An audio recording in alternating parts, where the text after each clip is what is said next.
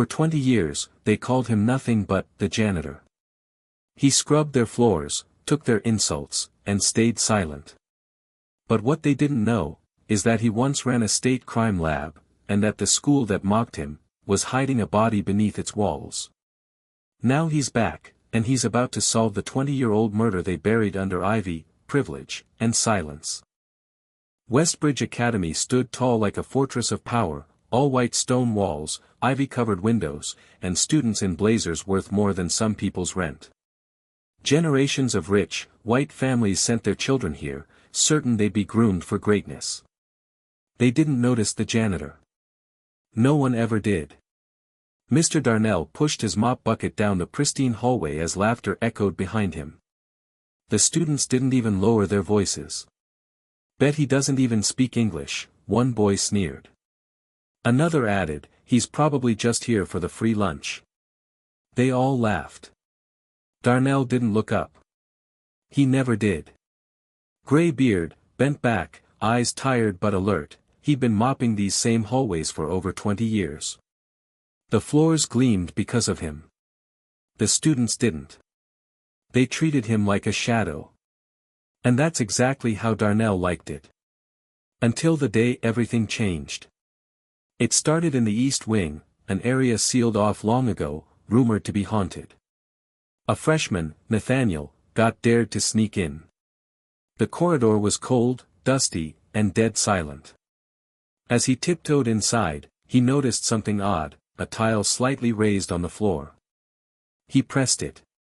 Click. A small piece of the wall slid open. Inside, a rusted school ring and a broken camera lens. Nathaniel grabbed them and ran. That same night, Darnell was on his usual shift when he noticed police lights outside the gates. Quiet whispers between the headmaster and a detective. Something about a cold case resurfacing. He paused. Back in his tiny janitor's closet, Darnell closed the door, locked it, and pulled out a dusty old box from under the sink. Inside, photos, documents, and newspaper clippings. One headline stood out. Westbridge student disappears, no clues found. Dated 20 years ago, the same year Darnell was hired. He stared at the picture of the missing boy. Then at the ring Nathaniel had found. Same initials. His hands trembled, not with fear, but recognition. He knew that ring. He knew that boy. And more than anyone at this school ever imagined. Mr. Darnell knew exactly what happened that night. But if he said anything, they'd finally discover who he really was, and why he came to this school in the first place. Darnell sat alone in the cramped janitor's closet. The walls around him were lined with old brooms, rusted tools, and shelves stacked with bleach. But tucked behind a loose panel in the back was a metal file box no one knew about. He pulled it out with shaking hands. Inside were fragments of a life long buried. A badge from the Baltimore Crime Lab. A laminated certificate. A faded photo of a younger Darnell in a white lab coat, smiling beside a forensics team. And a folded letter with the heading, Termination and Felony Conviction. They had framed him. 25 years ago, a botched crime scene, a planted piece of evidence, and he was labeled a corrupt analyst. His career destroyed. His freedom stolen. Darnell had served 10 years behind bars for a crime he didn't commit. And when he got out, no one hired him, except the one place that didn't ask questions, Westbridge Academy. The irony? He'd once solved murder cases for the state. Now he was mopping vomit off locker room floors. Until today. He placed the newspaper photo next to the school ring Nathaniel had found. Same kid. The boy in the headline was Gregory Vance III, heir to a billion-dollar oil fortune. His disappearance had made national news. Rumors swirled, kidnapping, drugs, even suicide. But no one was ever charged. No body was ever found. Darnell remembered his first week at Westbridge, hearing whispers about Gregory. The teachers avoided the subject. The headmaster refused to speak of it. The east wing was suddenly sealed off without explanation. Something about renovations.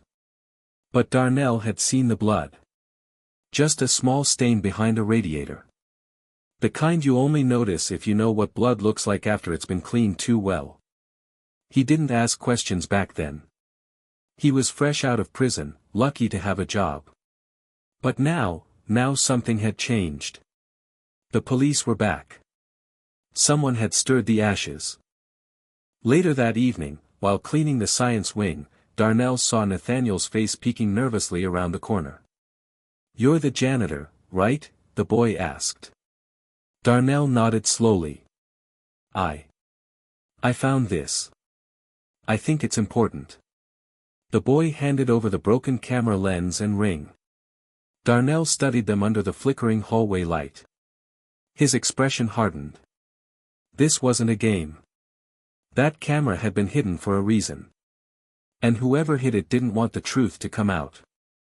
Darnell whispered under his breath, more to himself than anyone else. "It's time." That night, after the halls emptied and the gates locked, Darnell made his way back to the east wing, alone. His keys jingled softly as he unlocked the forbidden hallway, one that had been off-limits for 2 decades. The air inside was stale, heavy with silence and secrets.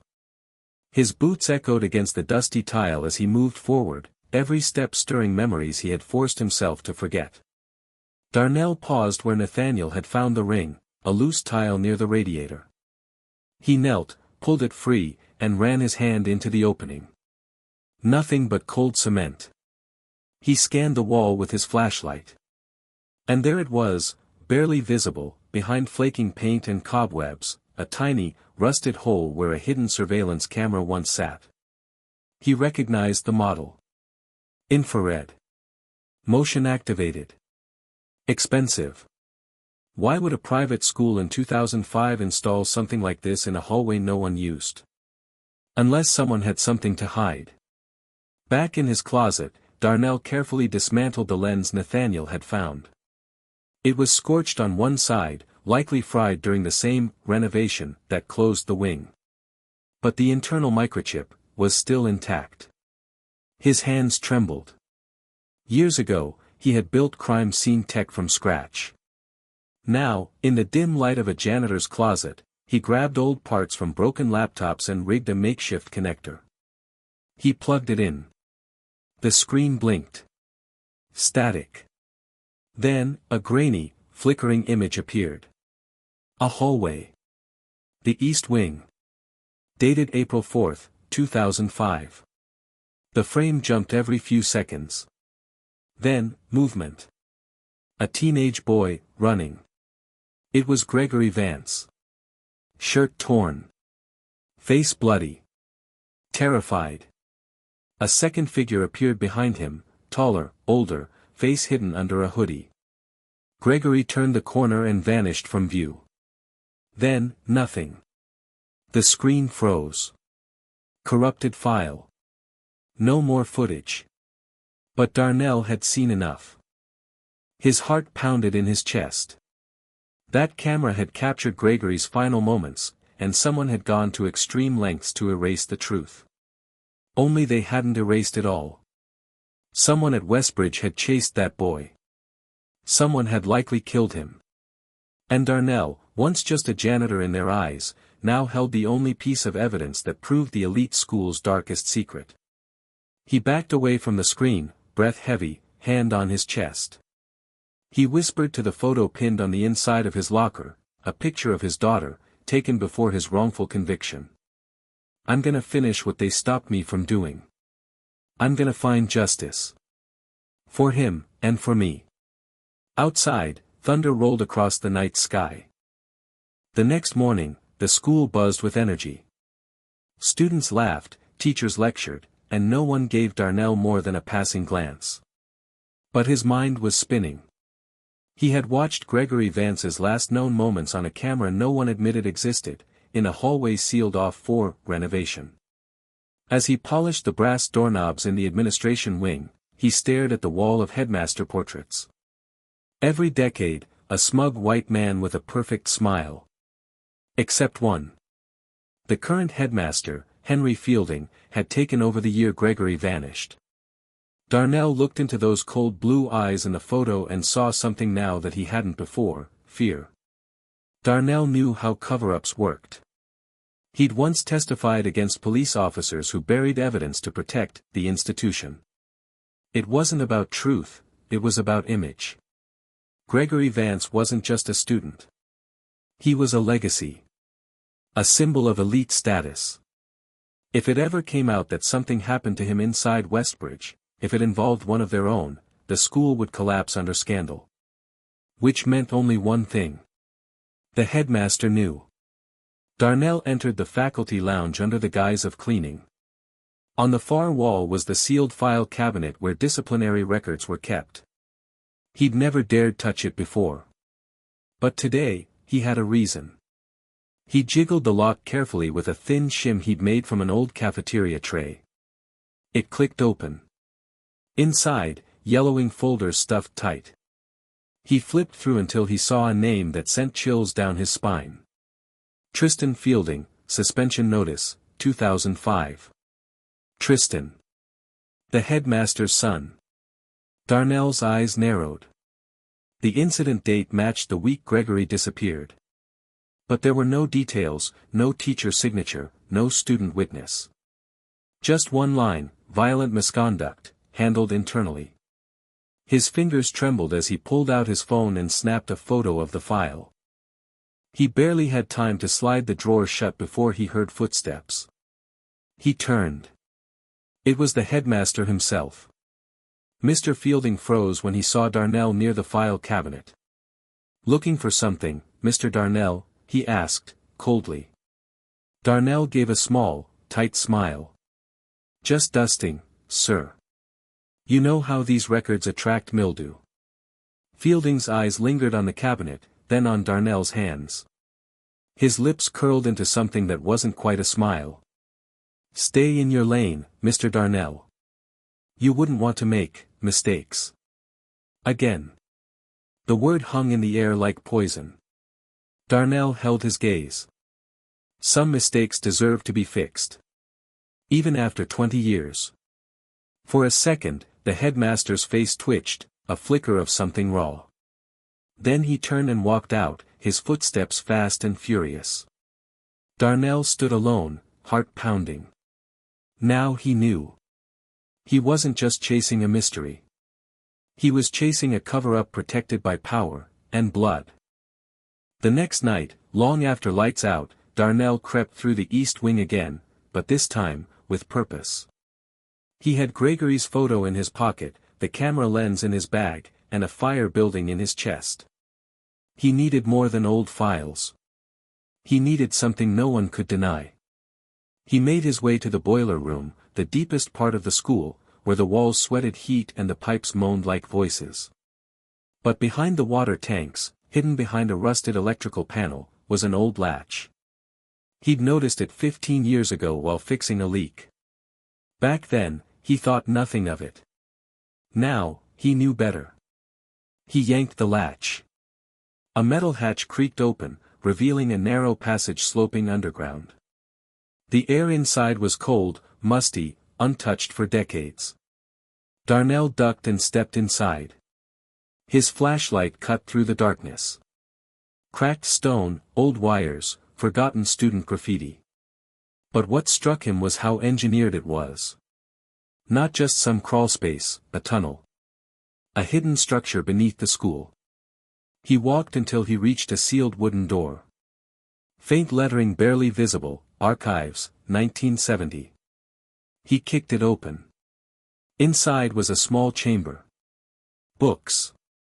Files. VHS tapes. Dust lay thick on everything. And at the center, a rusted metal cabinet, marked security footage.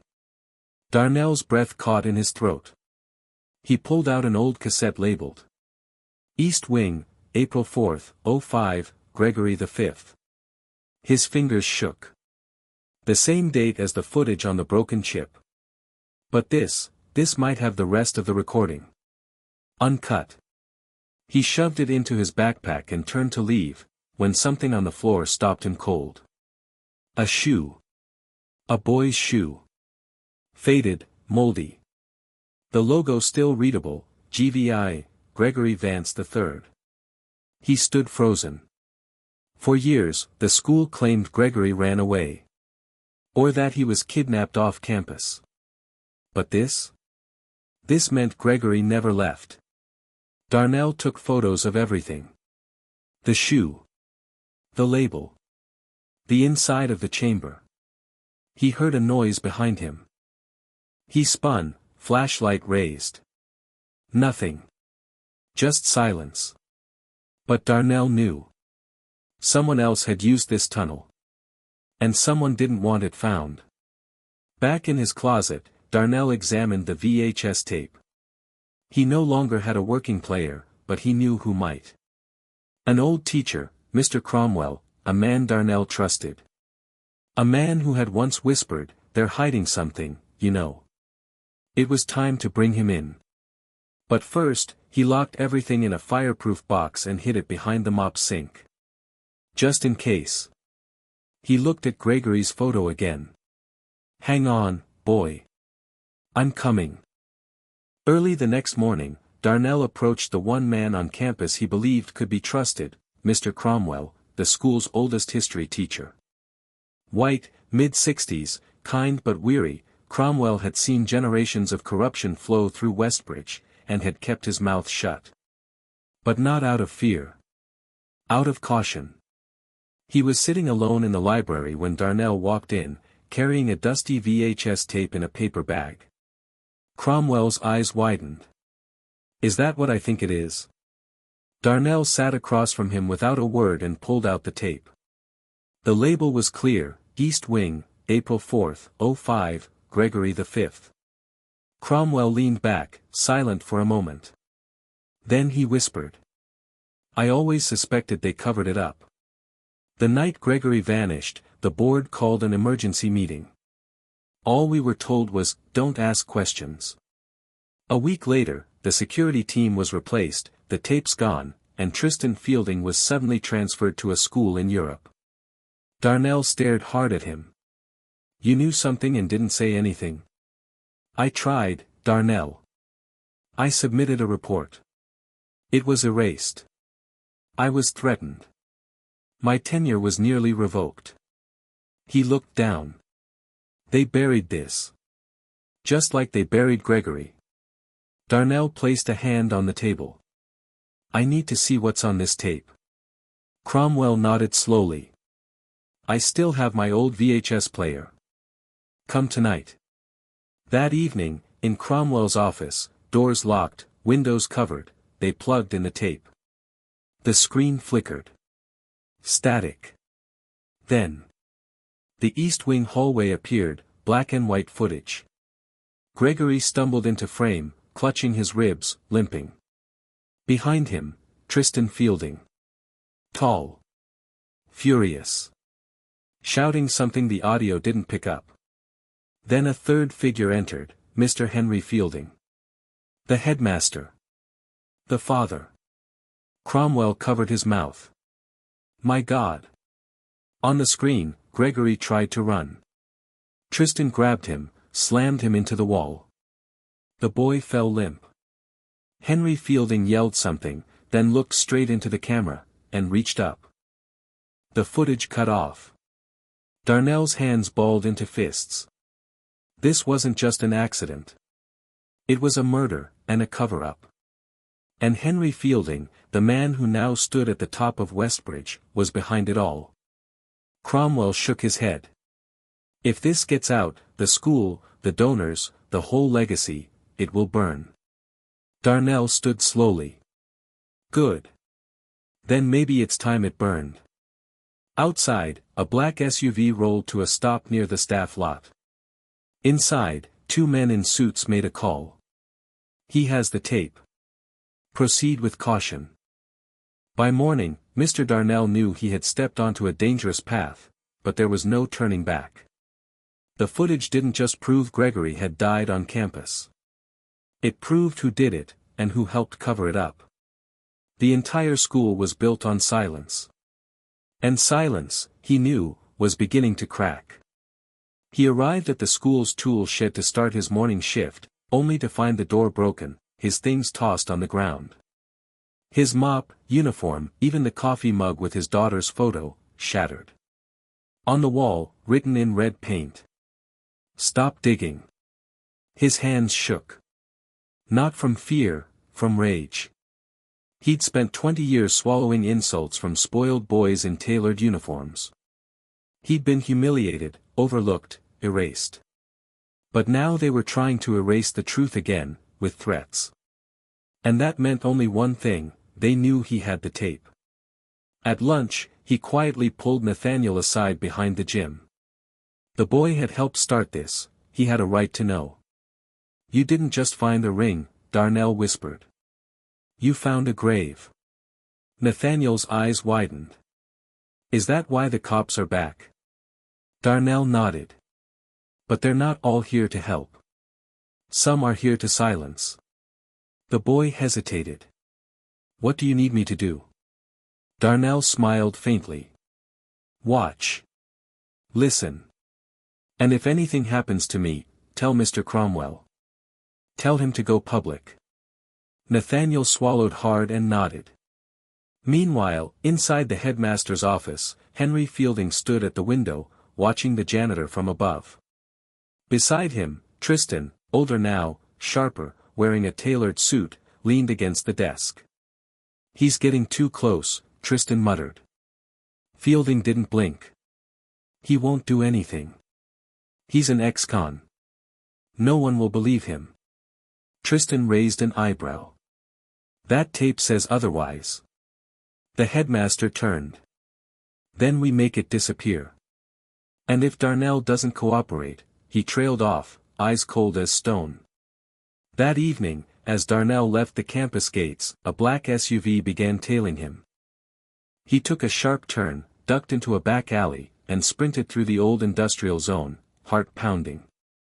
He didn't go home. Instead, he circled back, slipped into the school from the maintenance entrance, and returned to the hidden tunnel. There, beneath the floorboards of the archive room, he buried the tape inside a sealed box with a burner phone and a letter addressed to the press, "Open if I'm gone." Then he whispered to the walls. "You took my freedom once. You won't take my truth." The next morning, Headmaster Fielding called a surprise assembly. Every student and teacher was ordered into the chapel hall, even Mr. Darnell, who usually stayed out of sight. Darnell walked in slowly, his mop handle gripped tight like a cane of quiet power. The stage lights glared above Fielding as he stood at the podium with his usual smug calm. "Today," Fielding announced, "we address rumors, dangerous, unfounded claims meant to tarnish the legacy of this institution. Westbridge has stood for excellence and integrity for over 100 years. We will not allow slander to undo that." His eyes drifted directly to Darnell in the back. "Anyone found spreading lies or resurrecting false stories will face consequences." There was a heavy silence in the room. Cromwell shifted nervously in his seat. Nathaniel gripped the bench. Darnell said nothing. He didn't need to. After the assembly, Fielding approached Darnell near the courtyard fountain, where Gregory's memorial plaque sat in polished bronze. "You think you're clever," the headmaster hissed. "Digging into graves that were never meant to be unearthed." Darnell stared him down, his voice low and sharp. "You buried a boy. I'm digging up justice." Fielding's mask cracked for just a moment. His jaw clenched. "You have no proof." Darnell leaned forward. "That's where you're wrong." That night, Darnell met Mr. Cromwell in the underground tunnel, inside the archive room. Together, they digitized the VHS tape and made 5 encrypted copies. One was sent to an anonymous email. One was hidden with a trusted lawyer. One was slipped into Nathaniel's locker. One mailed to a local journalist. And the last, Darnell kept with him. Just in time. Because the next day, a school board investigator arrived. A woman named Ms. Leona Price, sharp-eyed, cold-toned, and rumored to be loyal to Fielding. She requested all janitorial access be suspended for security reasons. That night, Darnell's keycard stopped working. The day after, his name was erased from the staff list.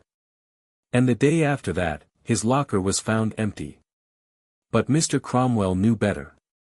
He went to the mop closet. The one with the loose panel behind the sink. Inside, still perfectly sealed, was the letter labeled. "If you're reading this, I'm already gone, but not silenced." Cromwell opened it with shaking hands. Inside. A confession. A list of names. And the missing student's bloody shoe. When Nathaniel opened his locker the next morning, he found something no student ever expects, a sealed flash drive taped inside an envelope with his name scribbled in bold black marker. No note. No explanation. But he knew who it was from. He skipped class and rushed to the library, heart racing. In the farthest corner computer, he plugged it in. A video file played. Black and white footage. Gregory Vance. Tristan Fielding. Headmaster Fielding. The confrontation. The fall. The headmaster's chilling look into the camera. Nathaniel's hand clamped over his mouth. Every rumor. Every whisper. It was all true. The school hadn't just failed Gregory, it had killed him. That night, the video leaked online. First on an anonymous forum. Then on Reddit. Then it exploded across Twitter and YouTube. Hashtag Justice for Gregory began trending within hours. Students started whispering in hallways. Parents began calling. Reporters showed up outside the school gates. Inside the headmaster's office, Henry Fielding sat still, eyes burning as he watched the footage on his phone. Tristan stood behind him, pacing. "Who leaked it?" he demanded. "We don't know," Fielding growled. "But it wasn't Darnell." "Then who?" Fielding slammed his fist on the desk. "Someone inside." Meanwhile, Ms. Leona Price, the board investigator, stormed into Mr. Cromwell's office. "Did you know about this footage?" she asked sharply. Cromwell looked her straight in the eye. "I saw it. You understand what this could do to the school?" He nodded. "Yes. That's why it needs to." She stared at him, eyes narrowed. "We can make this go away. We just need to locate the original files and any backups. Do you have them?" Cromwell leaned back. "Let me ask you something, Miss Price. How much is your silence worth? Because mine isn't for sale." She stood there for a long moment, jaw tight, then walked out, but not before muttering into her phone. "They're not cooperating. Move to phase 2. That night, the school's server mysteriously crashed. Emails were deleted. Files wiped. Even the student memorial page for Gregory vanished. But Darnell had planned for that. Earlier that day, he'd mailed a physical binder, full of printed documents, photos, and confession notes, to Gregory's mother, who hadn't set foot near Westbridge in 20 years. When she opened it, her hands trembled. Her son had never run away. He had died screaming, and they had buried him under ivy and lies. She picked up her phone. "I want the media. I want the police. I want the world to hear what they did to my son." And suddenly, the story of the black janitor who uncovered a white school's darkest crime was on every national headline. But Darnell was still missing. 3 days passed. No one had seen Mr. Darnell. Students whispered he'd been fired. Some said he ran away. Others believed he was dead. But Nathaniel didn't believe any of it. He sat on the chapel steps, gripping the ring Darnell once handed him, and whispered, "You said you'd finish it." Then, on the 4th morning, as news vans camped outside the school gates and drones hovered overhead, a silver sedan rolled through the back staff entrance. The driver door opened, and Mr. Darnell stepped out. Same overalls. Same stoic face. But this time, the world saw him. Every camera turned. Reporters shouted his name. Parents pushed forward. Students leaned out windows. The invisible janitor was suddenly at the center of a national firestorm. He walked up the steps with quiet dignity, ignoring the chaos. Nathaniel ran to him. "Where were you?" Darnell looked at him and smiled faintly. "Preparing the endgame." That afternoon, the district police held a press conference. Seated beside them, Mr. Darnell. The chief spoke first. "Based on newly surfaced evidence, we are reopening the investigation into the 2005 disappearance of Gregory Vance III. We believe foul play occurred on campus grounds, involving individuals who are still active within Westbridge Academy." Then Darnell stepped up. He spoke with calm, unwavering strength. "For 2 decades, I mopped blood off these floors. Literal and metaphorical. But I knew something dark happened here.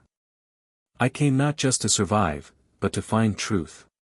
He held up the shoe. "This belonged to Gregory. It was hidden beneath your school.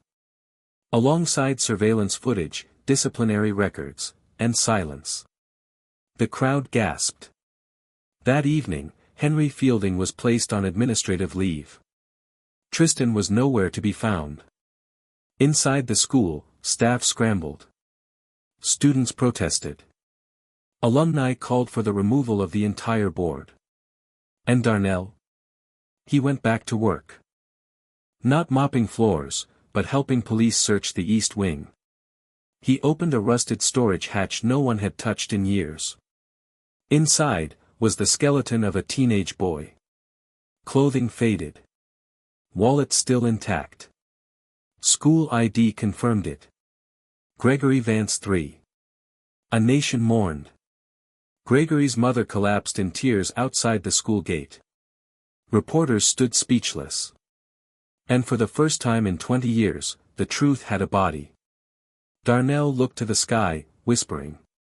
"You're found now, son. They can't hide you anymore." It didn't take long. Within 48 hours of Gregory's remains being found, the authorities had enough to make arrests.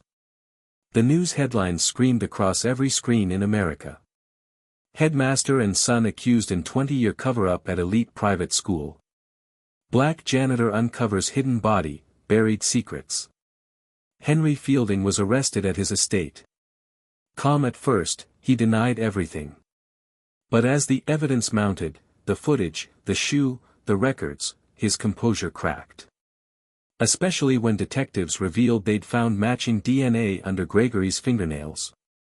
Tristan Fielding was located the next morning at a private airport in New Jersey, attempting to flee to Switzerland. He didn't make it through the gates. Meanwhile, Darnell returned to the school not to clean, but to walk through the halls as a man now seen. Students who once mocked him now stood silent in respect. Teachers nodded. Even the board, once stone-faced, offered him a cautious handshake. But Darnell didn't want their pity. He didn't want their applause. He wanted justice, and not just for Gregory. One morning, he was invited to speak at a citywide education conference. Not just as the janitor, but as a whistleblower and truth seeker.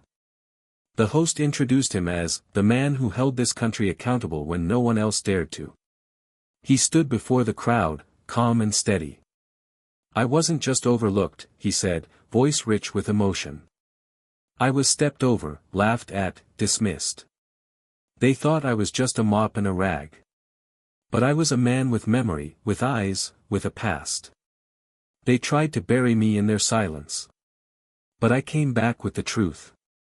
The crowd stood and applauded. But that wasn't the real victory. The real victory came when Gregory's mother took the stage beside him. Eyes full of tears, she embraced Darnell in front of thousands. "You gave me my son back," she whispered. "You gave him a voice again." And for the first time in years, Darnell cried, not out of pain, but peace. Back at Westbridge, a new plaque was installed beside Gregory's old one. It read, In memory of Gregory Vance III, and in honor of Mr. Darnell Hayes, who brought him home. And beneath it, carved into polished stone. Justice delayed, is still justice. Westbridge Academy had never known shame. For over a century, it stood as a symbol of wealth, power, and elitism. But now, it stood for something else entirely, guilt. After the arrests of Henry and Tristan Fielding, donors pulled funding. Alumni returned their diplomas in protest. The school's social media was flooded with one phrase over and over again. He was more than a janitor. The board was forced to resign. A new temporary leadership was appointed, and this time, the first thing they did was invite Mr. Darnell Hayes to the roundtable. At first, he declined. But then he thought of Gregory. Of all the boys like Gregory. Of all the janitors, cafeteria workers, and security guards who were treated like furniture in rich white institutions. He showed up. When the new board asked him, "What do you think Westbridge needs?" he replied plainly. "You need to stop teaching kids they're better than everyone else, and start teaching them they're responsible for everyone else." His words became the cornerstone of the school's new mission. 1 week later, the school launched the Hayes Fellowship, a scholarship for underprivileged youth pursuing criminal justice, forensics, and investigative journalism. The first recipient? Nathaniel. When the cameras asked Nathaniel why he got involved, the boy simply said, "Because he believed in the truth. And then he helped me believe in it, too." Darnell stood beside him, beaming. But not everything came with applause. Some parents tried to sue the school, blaming Darnell for bringing bad attention. Others claimed the video was doctored. But the court sided with the evidence. And when the trial finally came, Tristan Fielding was sentenced to 35 years in prison. Henry took a plea deal for obstruction and conspiracy. Justice didn't come clean. But it came. One afternoon, Darnell walked the halls of Westbridge alone.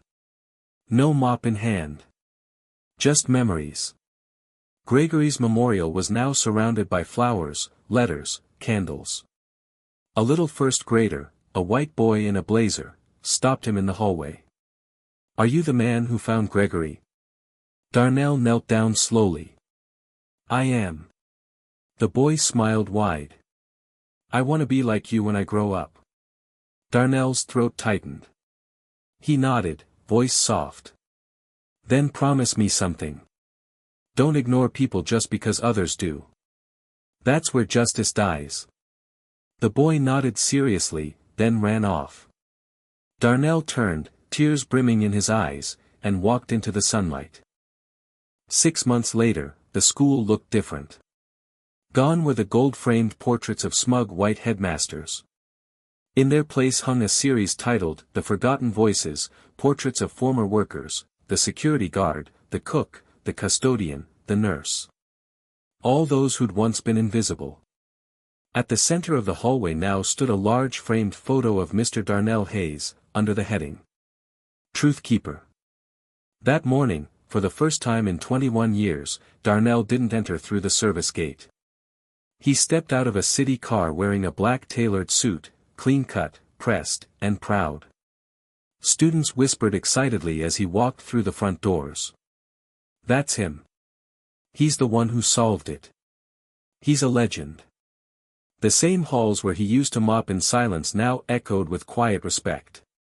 In the auditorium, a crowd had gathered. Press. Students. Parents. Officials. At the front of the stage sat an empty chair with a nameplate, Mr. Darnell Hayes, head of school integrity. He had been offered the position weeks ago. It wasn't symbolic, it was real. A new role to oversee internal ethics, safety, and truth at Westbridge. A watchdog from within. The board assumed he'd say no. But Darnell had accepted, not because he wanted power. But because he knew what happened when the wrong people were trusted with silence. As he stepped up to the podium, he paused and looked out over the audience. His voice was steady. "I spent 20 years here cleaning floors. And I was invisible to you. But I saw everything. I saw who you laughed at, who you listened to, and who you didn't. And I stayed quiet, until I couldn't. He paused, glancing down at the small gold ring around his finger, Gregory's school ring, cleaned and restored. I don't want revenge. I want remembrance. Remember what silence costs. Remember what justice feels like. And if this school teaches you nothing else, let it teach you this: the truth always survives the dust. The auditorium stood in thunderous applause.